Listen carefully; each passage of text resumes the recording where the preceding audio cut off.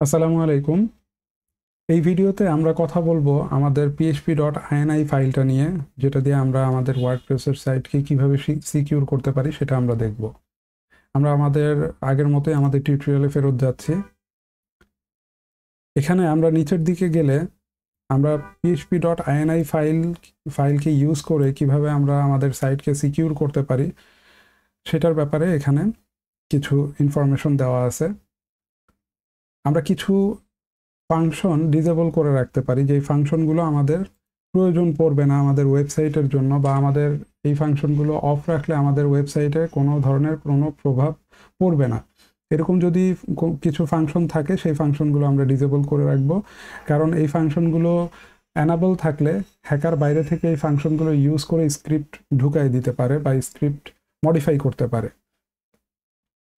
তো আমরা প্রথমত হচ্ছে ডিসেবল ফাংশনে আমরা এই ফাংশনগুলো দিয়ে দিব, বাট এই জিনিসটা একটু সাবধানতার সাথে করতে হবে। আমাদের লাইভ সাইট যেগুলো আছে সেগুলোতে আমরা যখনই এই রুলগুলো অ্যাপ্লাই করব বা এই ফাংশনগুলো ডিসেবল করব, আমাদের হতে পারে আমাদের ওয়েবসাইটে কোনো জায়গায় কোনো প্রবলেম ক্রিয়েট হতে পারে, ওয়েবসাইট রান নাও হইতে পারে, ওয়েবসাইটের যে কোনো একটা জায়গায় হয়তো বা কাজ করবে না, আপডেট হচ্ছে না, বা কোনো কিছু একটাতে প্রবলেম হইতে পারে। তো আমাদেরকে এই জিনিসটা একটু সাবধানতার সাথে করতে হবে। আমরা যদি পসিবল হয়, যদি সময় থাকে, আমরা 1 বাই 1 আমরা ফাংশনগুলো অ্যানাবল করে দেখতে পারি। যেটা আমাদের প্রবলেম করতেছে না ওয়েবসাইটে সেটা আমরা ডিসেবল রাখবো, যেটা আমাদের প্রবলেম ক্রিয়েট করতেছে সেটা আমাদেরকে ডিসেবল রাখলে আমাদের সাইট ঠিকমতো ফাংশন করবে না, তো আমাদের সেটা অ্যানাবল রাখতেই হবে। আচ্ছা, তো প্রথমত আমরা এই ডিসেবল ফাংশনগুলো আমাদের php.ini ফাইলে ইনক্লুড করে দিব। .htaccess এর যেই ভিডিওটা ছিল সেই ভিডিওতে কিন্তু আমি দেখাইছি যে হিডেন ফাইলটা কিভাবে আমরা শো করাতে পারি। তো আমরা এখানে আমার হিডেন ফাইলগুলো শো করানো আছে। এখানে দেখেন আমার php.ini নামে একটা ফাইল আছে। আমি যদি এই ফাইলটা ওপেন করি, এডিট করি, দেখেন এখানে কিন্তু অলরেডি ডিসেবল ফাংশনে কিছু ফাংশন দেওয়া আছে। তো আমি চাইলে এটাকে আমি কমেন্ট আউট করে আমি আমারটা দিয়ে দিতে পারি, যেটা আমি নিয়ে আসলাম সেটা আমি দিয়ে দিতে পারি।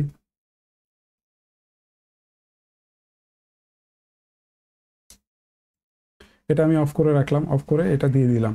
তবে অবশ্যই এটা চেক করবেন ফাংশন ডিসেবল করার পরে আপনার সাইট, আপনার অ্যাডমিন ড্যাশবোর্ড এগুলো ঠিক মতো কাজ করতেছে কিনা সেগুলো একটু চেক করে দেখবেন।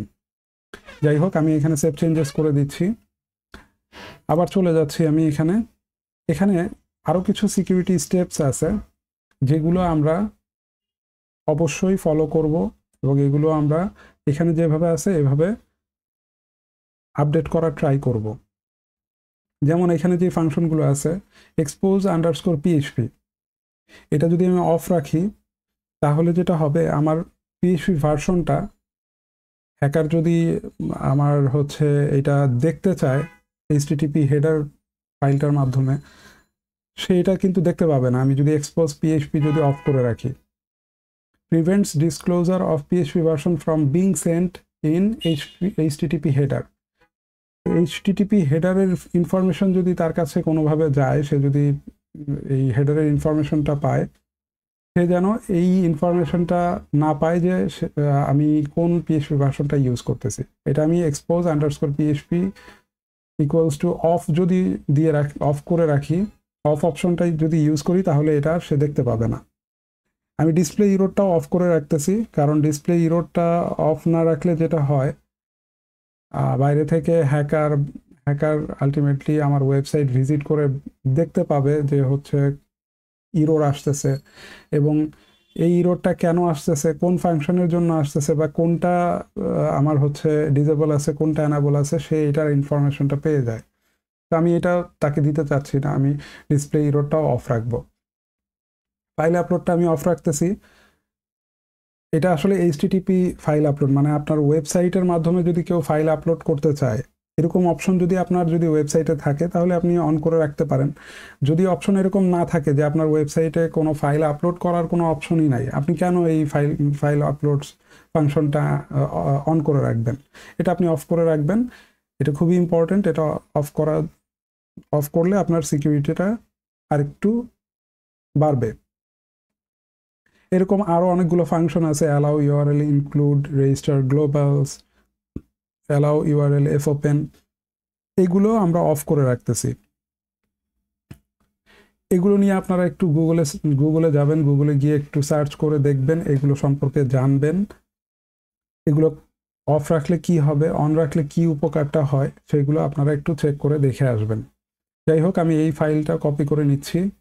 এই লেখাগুলো আমি কপি করে নিয়ে আমি আমার php.ini ফাইলেও দিয়ে দিচ্ছি এখানে।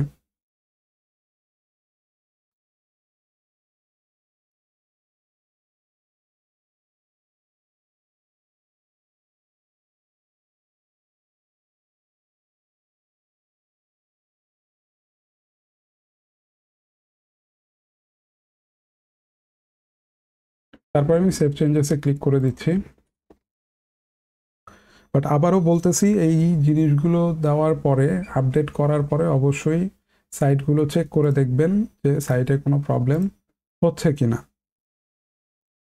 যেটার কারণে সাইটে প্রবলেম হচ্ছে সেটা আপনি অন করে রাখলেন।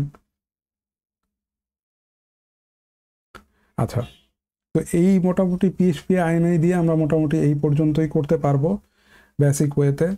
এর চেয়েও বেশি যদি আমাদের করতে হয়, আমরা গুগলে সার্চ করে দেখতে পারি php.ini ফাইলে আমরা আরও কিভাবে সিকিউরিটি এনহ্যান্স করতে পারি এই ফাইলটা ইউজ করার মাধ্যমে।